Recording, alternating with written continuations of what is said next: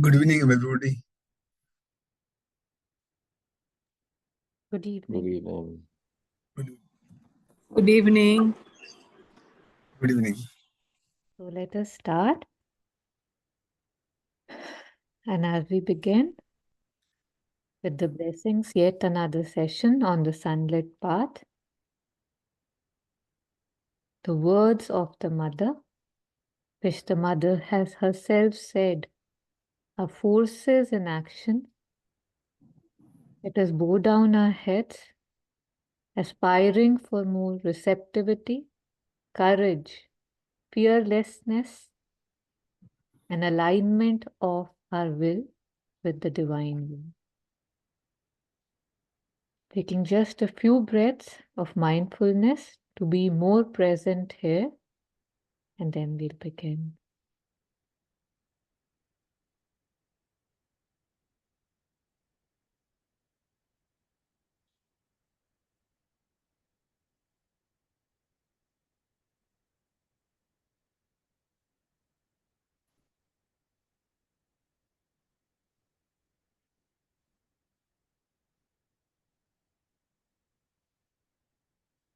Thank you.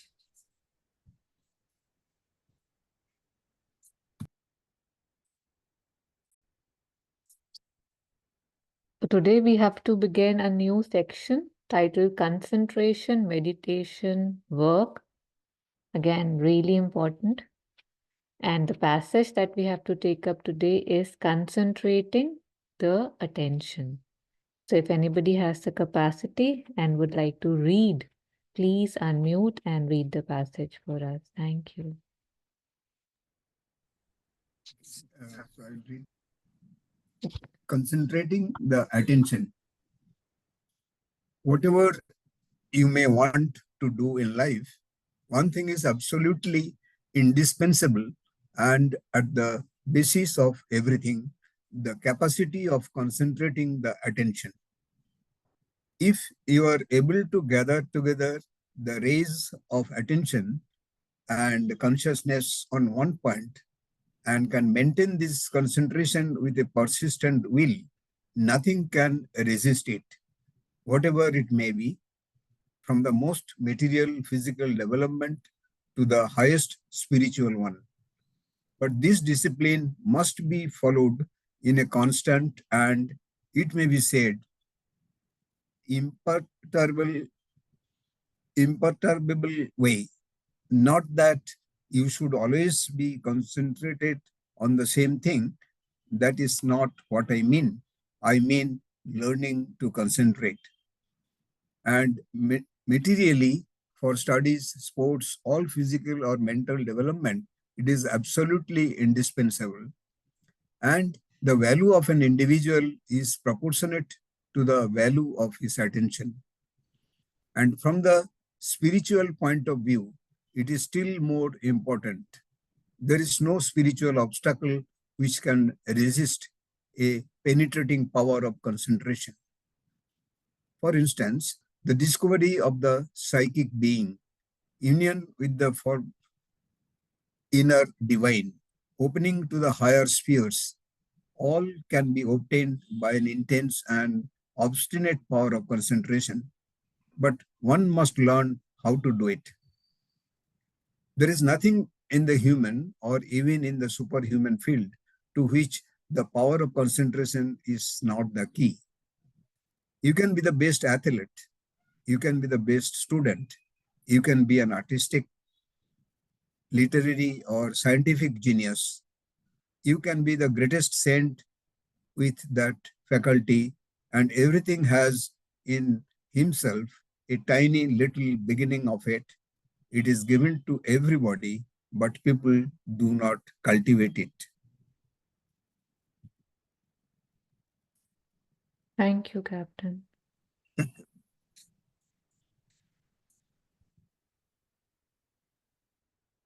So inviting any reflections, comments, sharings on concentration.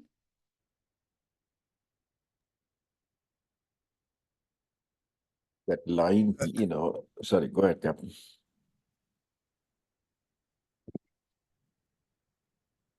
Go ahead. Vishal, you can speak and then we'll have Captain share. Okay. Yeah, I think that line that Mother says, like, and the value of an individual is proportionate to the value of his attention. It really hit me, So, and she says in any field, right? So this is so profound if you think about it. And we see, right, if we are focused, obviously here we are all devoted to her and to them. But how throughout the day your just attention just goes here? I mean, even in doing the simplest things. And Mother used to tell Udar, you have to remember me. I mean, essentially, she is saying you have to bring the focus back, right, to the one-pointedness to me, while doing the work and offering it. So that is also a higher form, I would say, right? It's really beautiful, this. And I was reminded, Vivekananda used to say that, he said, if I had to revamp all of school education, the only thing I would focus on is to develop the power of concentration. Once you have developed it, you can master anything. Such a profound, it's exactly what Mother is saying, right? He said, that's the one thing I would make mandatory. All the other subjects, math, science, whatever, I don't care.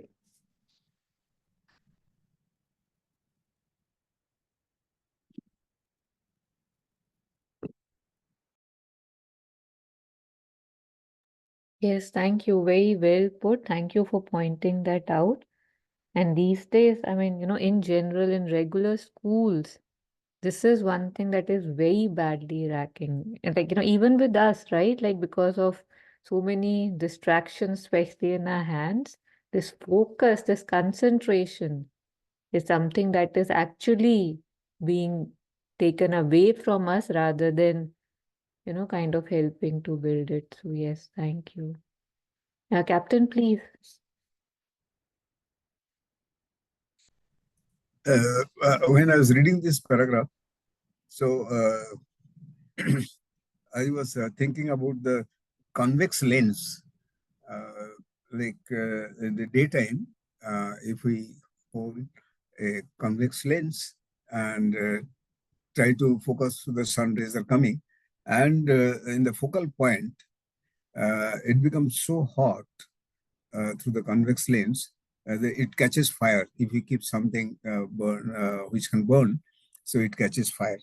So what has happened is only those few rays, solar rays only, we have concentrated and we can see the power. So there's like in our human body, like in human being, also the same power exists. But what has happened is, since childhood, uh, I was not taught at any place in the school or college or anywhere to concentrate. But what has happened is, when I went to my brother's ashram and all, Ramakrishna ashram and all, then I came to know about this, that yes, we can concentrate and we can achieve anything, which is, we can achieve anything in my life if we concentrate on something. So the mother is every word in this paragraph, like two paragraphs. So is exactly the feeling. If anybody is trying to concentrate, so they will agree with all the theme which has been written actually, which she had spoken. So there is nothing that which we can say no, it is not. That is point number one. Point number two is that in Bhagavad Gita, the Krishna is telling Arjuna,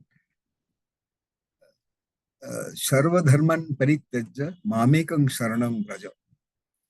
He's telling you leave everything in all the dharma is not religion here, but he says leave everything and concentrate on me, only me. There's nothing else. So that you can achieve anything in this world. So that was the power you were talking to Arjuna. That was in the last chapter, 18th chapter. He says that. Sarva Dharman Parityajya means you leave everything and believe in me. Like we can concentrate, and I think that nothing is impossible to achieve. Thank you.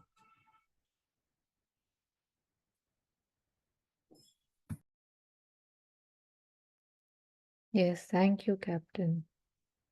While you were sharing something, I don't know, I had heard or read, and I could be misinterpreting, but there was something that Mother had spoken about on the inversion of prism.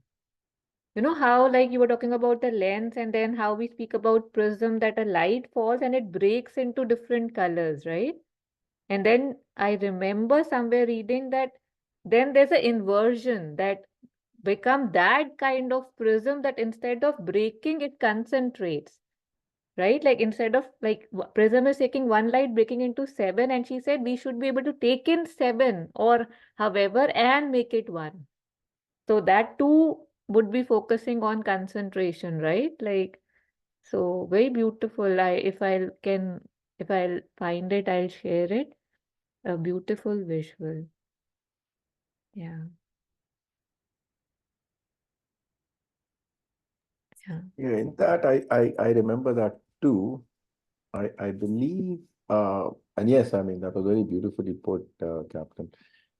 Uh, the convex lens analogy is very, poignant.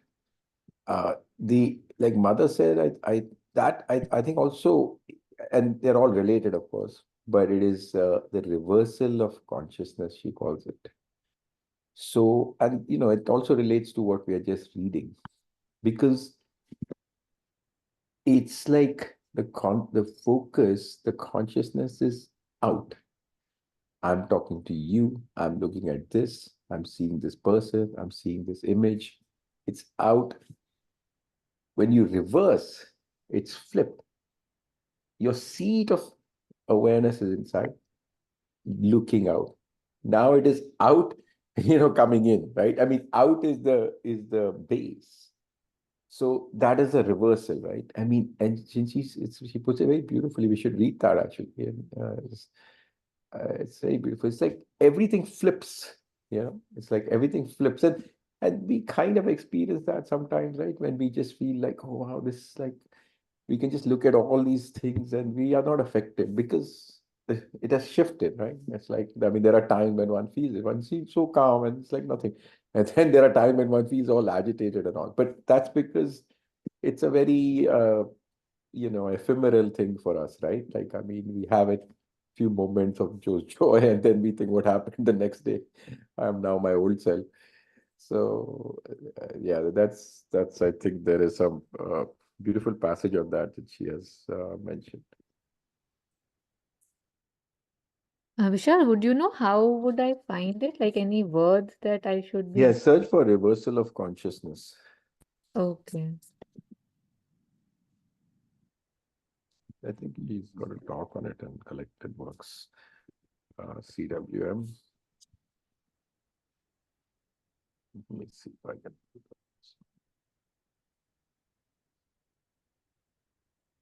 Yeah, see the conversations. Yeah, this one, 15th. Yeah, I mean, it might be this. I don't know. Just look at it a little bit.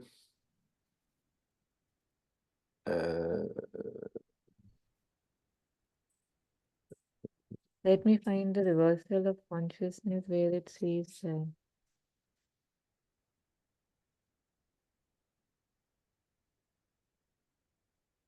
Yeah, or we can read it. I will try to find it. Let me see. Okay. Yeah. She's referred to it many times. So, but there is one which she really explains it very beautifully. It's exactly this prism, what you were saying. Okay. Yeah, I believe Yeah, here it is. Through a prism, I think. yes. Yeah, we can read that a little bit. Maybe somebody can read it. Yeah, it's not big. Okay. Would you like to read it? Okay. So is this you want to read the whole thing? Okay. So is there a Maybe we should question? start from starting point. Let's go down a little bit. Yeah, let's start with, I said that it was a revolution of Okay. the basic. Uh, yeah. Actually, go up a little bit and go a little one more para up. What is she talking about?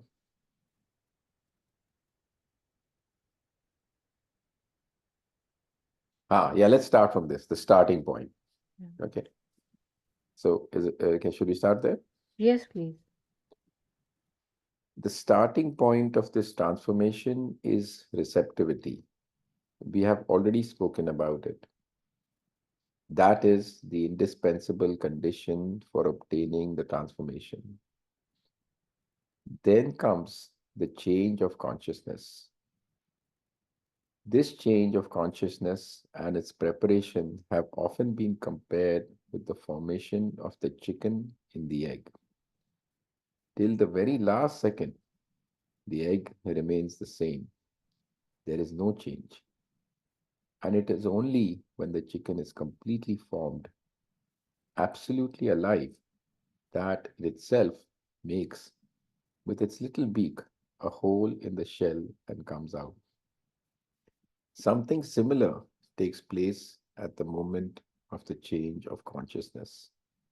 For a long time, you have the impression that nothing is happening and that your consciousness is the same as usual. And if you have an intense aspiration, you even feel a resistance, as though you were knocking against a wall which does not yield. But when you are ready within, a last effort, the pecking of the shell of the being, and everything opens. And you are projected into another consciousness. I said that it was a revolution of the basic equilibrium. That is, a total reversal of consciousness comparable with what happens when light to light when it passes through a prism.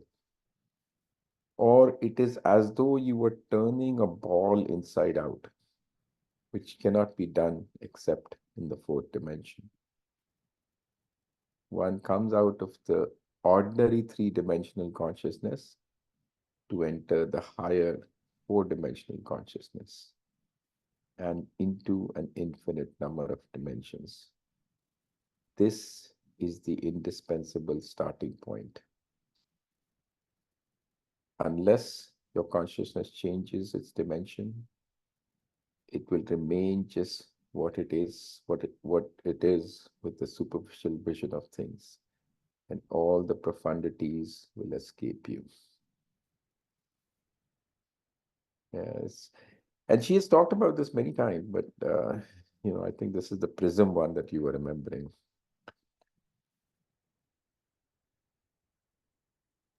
Yes, thank you. And we can relate, right? I mean, all that is that the whole concentration, like, we were just saying, it's like we are always focused outside. I mean, so easy to gravitate outside. And that's the part where the mother's saying that has to become, this permanent seat has to be changed. And she said that's a starting point. I mean, I'm like, okay, that we are still so far away from that.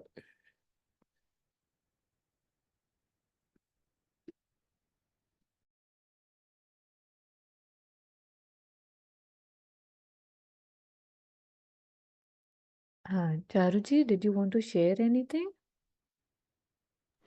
Yeah, Taru, just a small incident, which happened.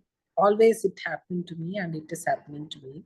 See, when I started translating, I will be, with a full attention and concentration. I'll pray, I'll come and sit. But within 10 minutes, my concentration goes away. But I will be reading the passage, every 2 lines, every single word I will read. But I will not be able to write anything. And I'll be sitting, and I'll waste that half an hour or 45 minutes. Then I'll close the book and go. This is what was happening to me for, finishing this Flowers Heal book. Then finally, I don't know what happened. Finally, maybe in a week or 10 days time, the book got completed now. But I used to wonder, what makes me not to concentrate? Where my mind is going? It will try to distract my attention.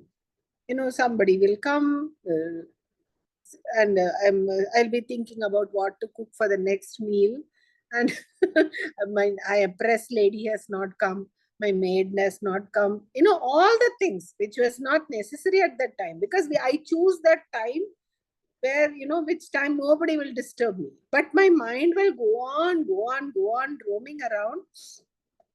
But that was, always a question mark. Why do I need to do that? Or sincerely, I don't want to do this translation of the book. So I used to always ask these questions, but finally by her grace it is done. But I don't know why it happens. And when I started doing, distractions went away. I could just write. I don't know what is that time, or is it, because of the time I chose, or I don't know what is that. But I don't know whether it is connected to this or not. But attention and concentration, I always have a question, why I'm not able to concentrate. But if at all everything is okay, if I don't think about anything, somebody will come and knock the door. Maybe I was inviting.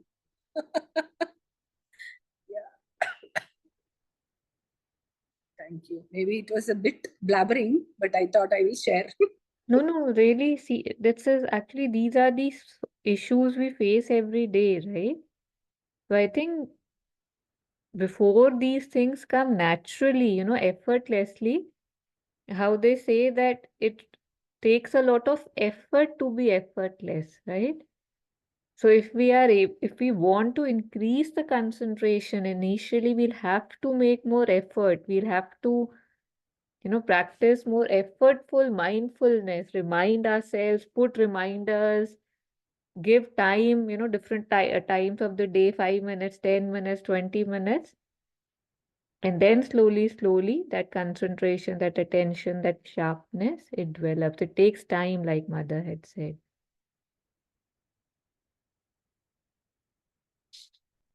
We'll just take up the passage that we have read, but before that, from the chapter Concentration from Synthesis of Yoga, there was something quite beautiful. Here, Sri Aurobindo, I think maybe this was the part, is saying that concentration has 3 powers by which this aim can be effected. By concentration on anything whatsoever, we are able to know that thing. So this is what we were discussing, right? That it's very, very powerful. So by concentration on anything whatsoever, we are able to know that thing, to make it deliver up its concealed secrets. We must use this power to know not things, but the one thing in itself. So just reminding us that although it's capable that you can do anything, it's possible with this power, but don't waste it on things. But use this for the one thing in itself. He goes further. By concentration, again, the whole will can be gathered up for the acquisition of that which is still ungrasped, still beyond us. This power, if it is sufficiently trained, sufficiently single-minded, sufficiently sincere, sure of itself, faithful to itself alone, absolute in faith, we can use for the acquisition of any object whatsoever. So without exception, if we do it sincerely, with faith, any acquisition of any object, but he says, we ought to use it not for the acquisition of the many objects which the world offers to us, but to grasp spiritually that one object worthy of pursuit, which is also the one subject worthy of knowledge. So just wanted to share that. It was, we have that jadoo ki chhadi, or that, I don't know, whatever, but what to use it for is the thing. If we are just using it for regular things, right? Like concentration. Some people have such amazing powers of concentration. And what is it being focused on? This also reminds me sometime back, not sometime, maybe 8, 10 months back, I'd shared about a movie I had seen. It was about the power of concentration. This man, he wanted to win a hand in gamble, and he heard of a yogi who could with his eyes closed he could see everything. So the person thought that if with my eyes closed also I can see everything, I can also see the cards of the person, opposite the table for gambling.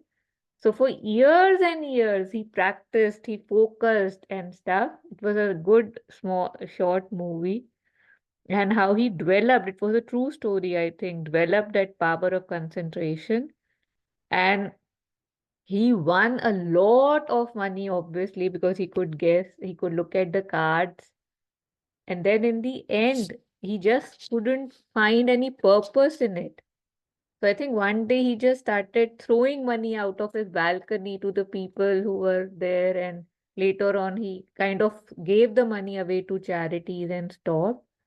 But it was very interesting how even for any purpose, if this power is used, the power is there, but maybe use it for the right purpose.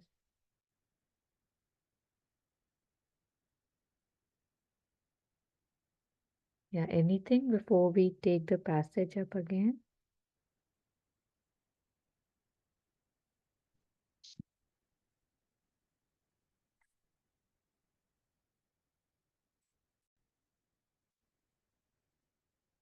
So I just going through the passage now. Mother says, whatever you may want to do in life, one thing is absolutely indispensable and at the basis of everything, the capacity of concentrating the attention. So this is what we have been discussing. So this is the basis of everything. And again, reminding this to myself more than anybody that, the Mother, Sri Aurobindo, the mystics, they don't use hyperboles. They mean what they say. So when they say everything, it is everything. So if you're able to gather together the rays of attention and consciousness on one point and can maintain this concentration with a persistent will, nothing can resist it. So gathering of concentration, attention, consciousness on one point with a persistent will. Will also comes, there's a lot of problem with the will, right? We get tired. We feel, okay, we have done enough. 10 minutes is enough, 20 is enough, 30 is enough, and we scatter. So rereading it, that if you're able to gather together the rays of attention and consciousness on one point,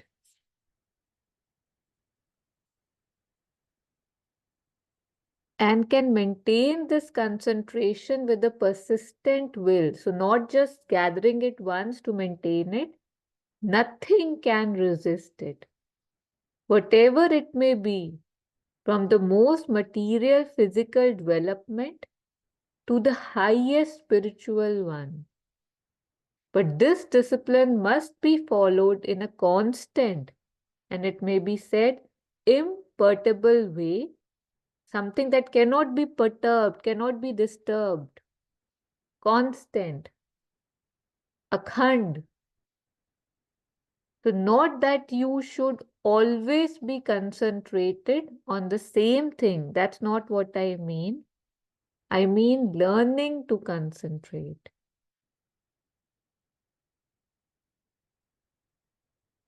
And materially, for studies, sports, all physical or mental development, it is absolutely indispensable, and the value of an individual is proportionate to the value of his attention.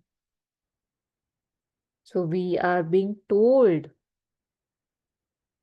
how we can develop it, how we need to focus and how we need to persist, and then everything is available to us.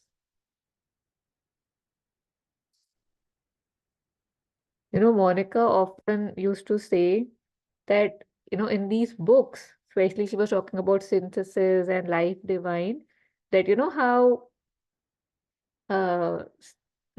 Sita Ma had, when she was she was when Ravan was taking her, she had that jewelry and all, and how she had thrown the pieces of jewelry around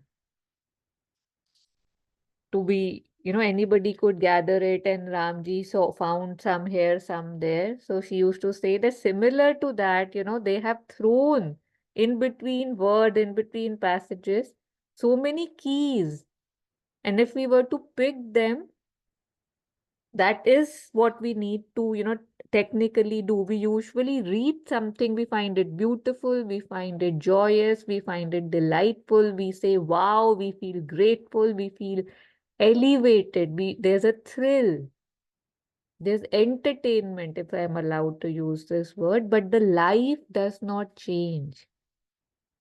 So life changes when we are able to read this, understand it, and then practice it, because without practicing, if I don't sit with it, if I don't actually try and do it, if I don't feel the aspiration to do it, then a lot of what I'm doing is quite worthless.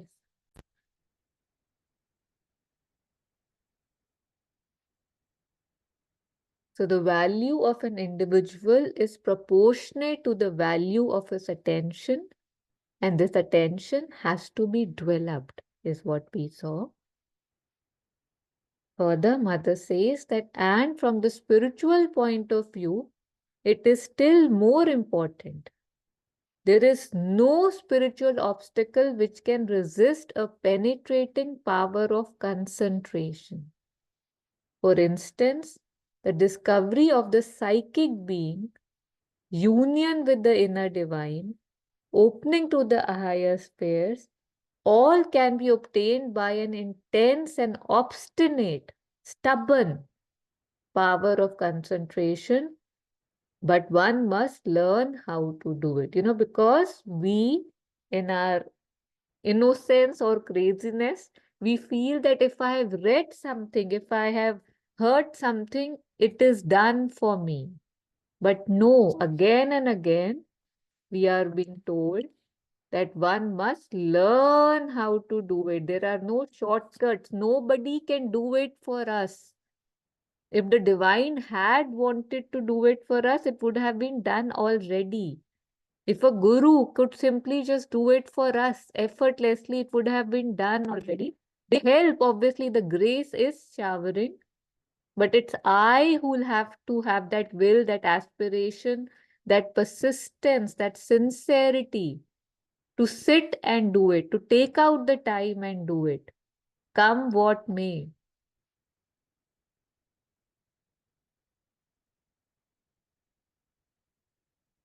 Rereading this, for instance, the discovery of the psychic being, union with the inner divine, opening to the higher spheres, all can be obtained by an intense and obstinate power of concentration, but one must learn how to do it. There is nothing in the human or even in the superhuman field. So, this is something that we need right now, and this is something which we'll need for the evolution, to which the power of concentration is not the key. What else can she say to say this is something that one really needs to develop? There is nothing in the human or even in the superhuman field to which the power of concentration is not the key. You can be the best athlete, you can be the best student, you can be an artistic, literary, or scientific genius. You can be the greatest saint with that faculty. And everyone has in himself a tiny little beginning of it. It is given to everybody, but people do not cultivate it.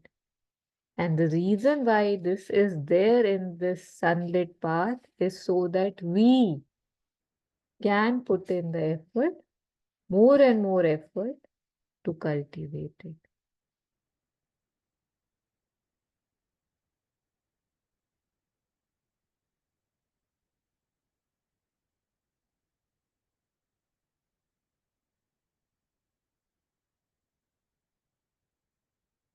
Yes.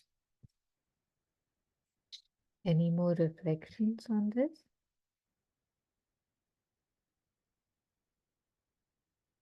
We are always looking for solutions, right? Looking for hints, looking for, tell me, what do I do? How do I get out? How do I improve? How do I progress? How do I become more or I become less? And here, with such strong words, we are being told that whatever you may want to do in life, one thing is absolutely indispensable: the capacity of concentrating the attention.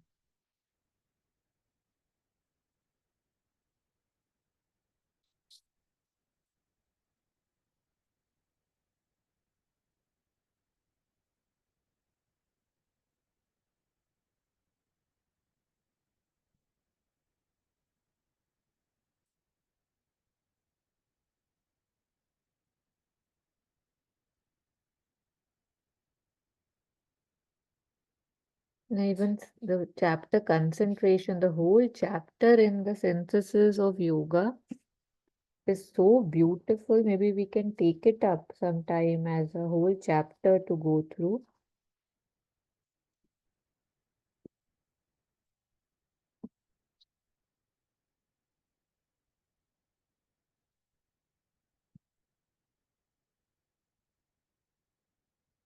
One thing, and I think we'll end soon, but here in integral yoga, how much importance is given to the aim, right? An aimless life is a miserable life, and how, on the quality of your aim would depend the quality of your life. And this is, I think, one of the problems that I feel, that we keep losing the aim, we keep losing the target.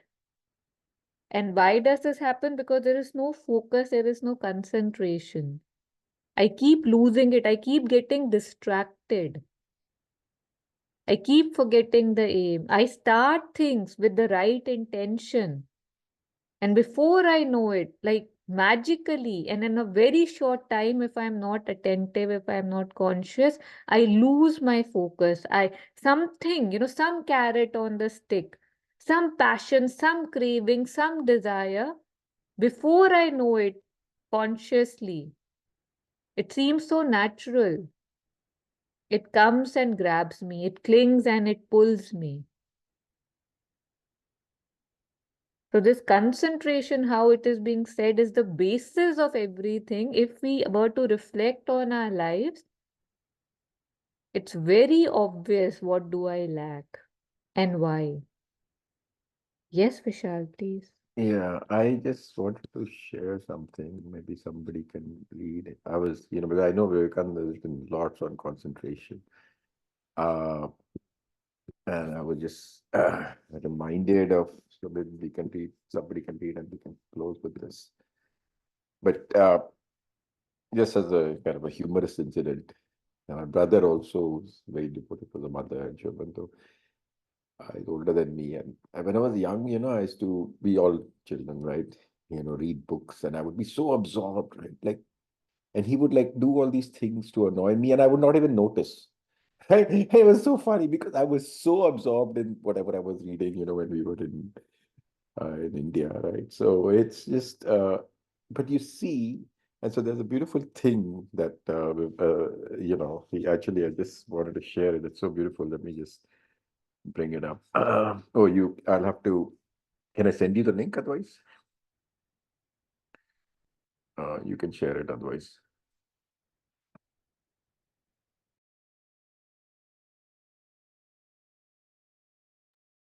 Let me just send you the link here. Oh, okay. So it just that's 2-3 parts. Maybe somebody can read. So here, let's take this bullet. I will just say a few ones that we can read. Can somebody read this one? Starting here. Yeah, I'll read. Yeah. How are we to know that the mind has become concentrated? Because the idea of time will vanish. The more time passes unnoticed, the more concentrated we are. In common life, we see that when we are interested in a book, we do not know the time at all. And when we leave the book, we are often surprised to find how many hours have passed. All time will have the tendency to come and stand in the one present. So the definition is given: when the past and present come and stand in one, the mind is said to be concentrated. So I'll read the next also. Yeah, keep going. We'll just read till about maybe till about somewhere here. Okay, the number 3. So let's read and then we can reflect. So Sure. How has all the knowledge in the world been gained but by the concentration of the powers of the mind? The world is ready to give up its secrets if we only know how to knock, how to give, how to give it the necessary blow. The strength and force of the blow come through concentration. There is no limit to the power of the human mind. The more concentrated it is, the more power is brought to bear on one point. That is the secret. It is easy to concentrate the mind on external things. The mind naturally goes outwards, but not so in the case of religion or psychology or metaphysics, where the subject and the object are one. The object is internal, the mind itself is the object, and it is necessary to study the mind itself. Mind studying mind.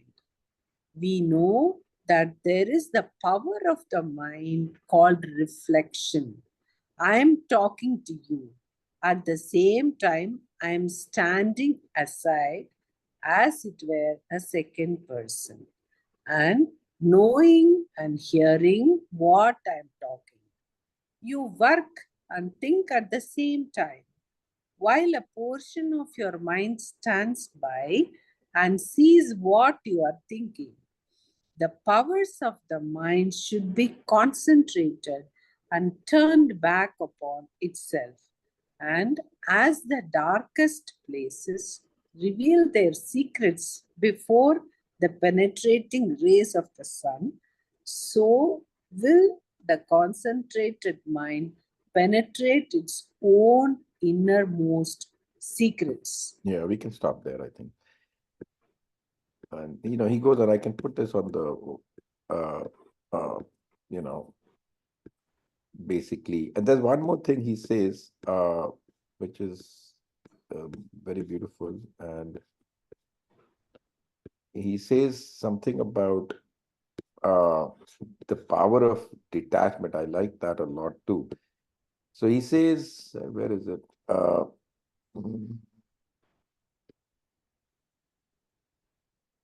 That, in addition to the ability to concentrate, it is also important to be able to detach. Here, this one. Okay, yeah. Charuji, can you read this one passage? Yeah, sure. Now the question is, can this concentration be developed and can we become masters of it? The yogis say, yes, the yogis say that we can get perfect control of the mind. On the ethical side, there is a danger in the development of the power of concentration. The danger of concentrating the mind upon an object and then being unable to detach it at will. This state causes great suffering. Almost all our suffering is caused by our not having the power of detachment. So, along with the sorry, along with the development of concentration, we must develop the power of detachment.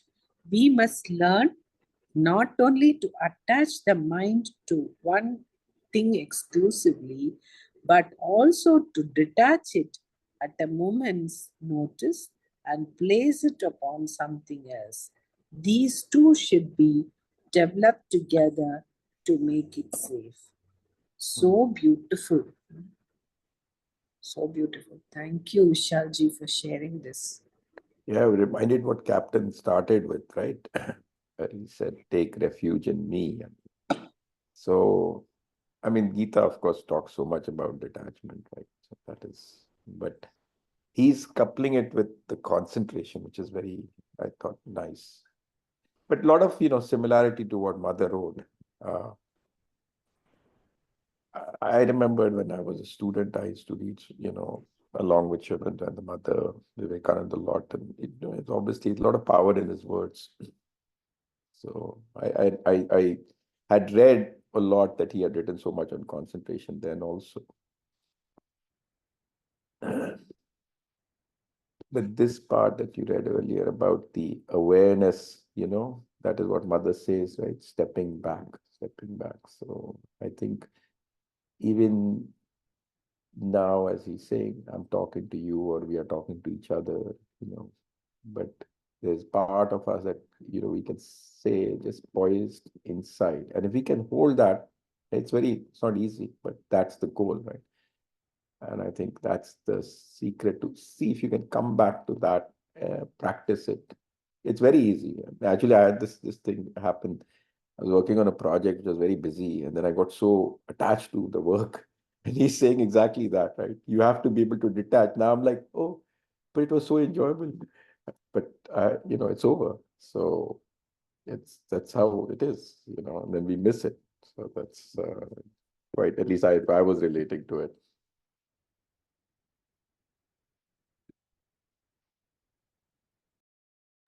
Can you please share this? Yes, I will put it on the. Yes, thank you. Very, very beautiful. And this, joining detachment with concentration, I think it can be used almost everywhere to shed the light as to where do we go wrong. There's so many places where we have, I don't know, dug our claws into which had no business where we would want to dug our claws into, and it would be so much better if the claws were not dug and we were still, and the other person, the other people were also, unattached and still, and yet there is harmony, there is peace, there are joint efforts. So this detachment along with concentration, concentrating on anything. Say, yesterday in the study circle, sorry, the sharing circle, circle of harmony, we were discussing about how, when we truly listen to someone, something forms, right? And probably this is what happens in relationships, right? Like why people say that, the first love is the love and rest everything is kind of a business. And, when we meet somebody, we are so open, we are so receptive, we are so wanting to know what the other person is all about through that listening. And somewhere in with this concentrated listening or being present, especially in the beginning, something forms, right? Which we are unable to detach from later, even if we feel this is not the situation or a person I want to be with. So, this detachment aspect, if we keep remembering by grace, if it's being told to us and we can remember, I think that would save us a lot of trouble. But there's fun, there's joy, there is thrill in attachment. So we do that. But if we were to clearly know, and now if we know what these attachments, these clingings, the negative side of these, what it brings to us, maybe now we can learn and be cautious and keep on offering it and stepping back. Easier said than done, but definitely would save us a lot of turmoil and shock that we experience many a times. Like, Vishal, you were sharing that we don't even realize that something has become bigger than we ever thought it would be. Something, someone, so many instances in our lives. Yeah.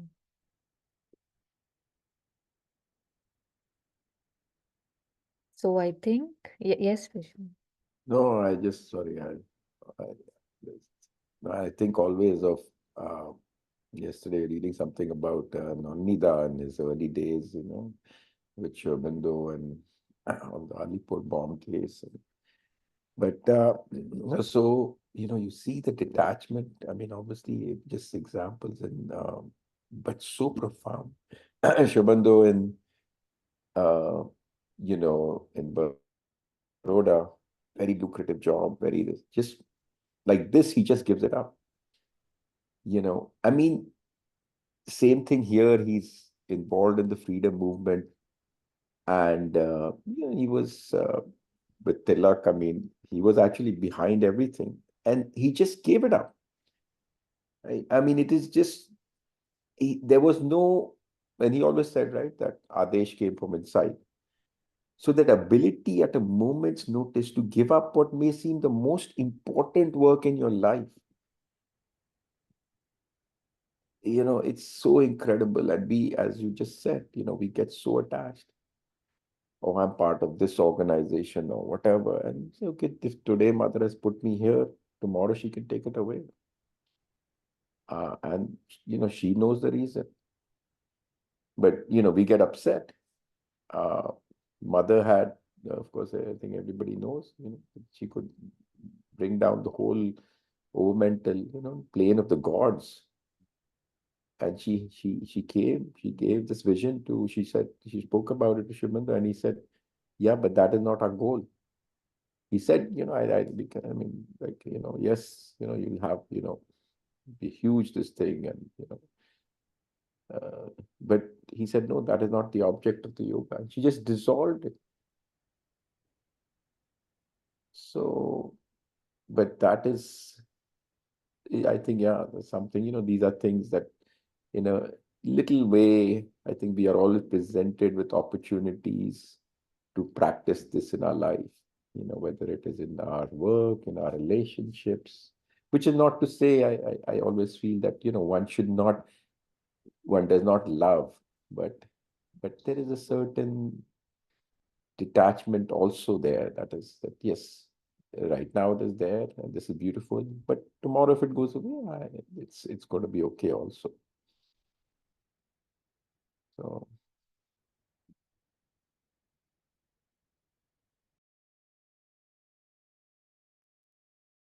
Yes, thank you.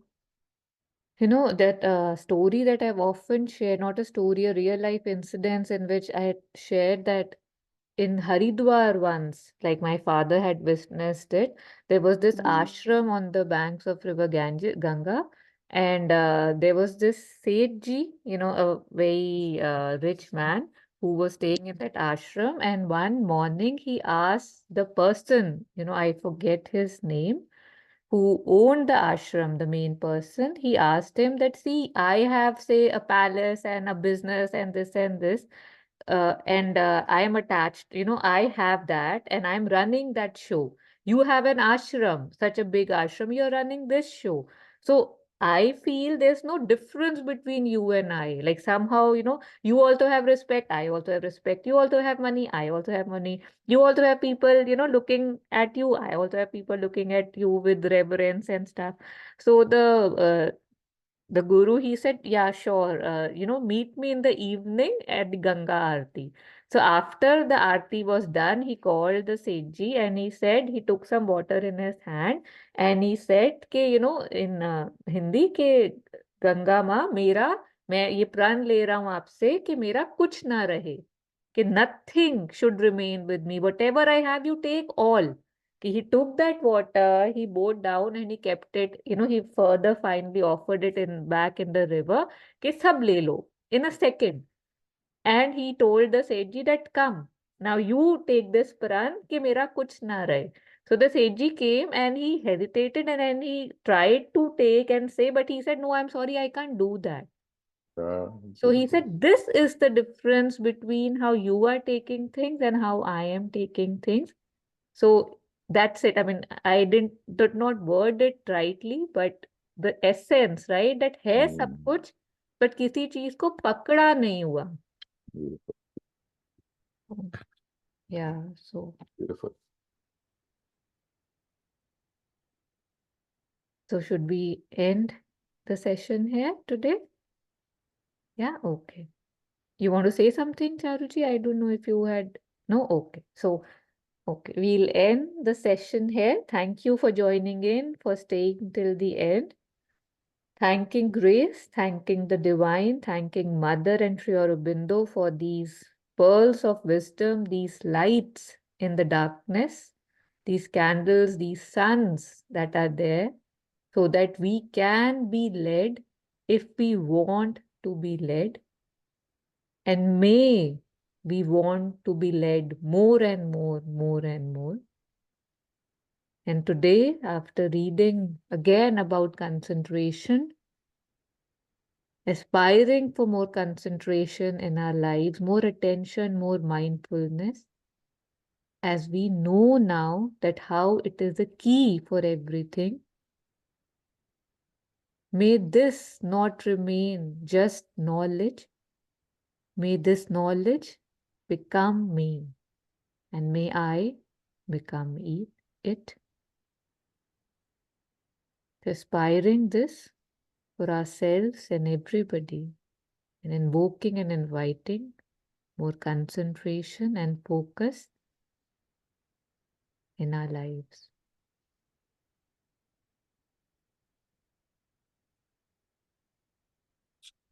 Thank you. Thank you, Thank you.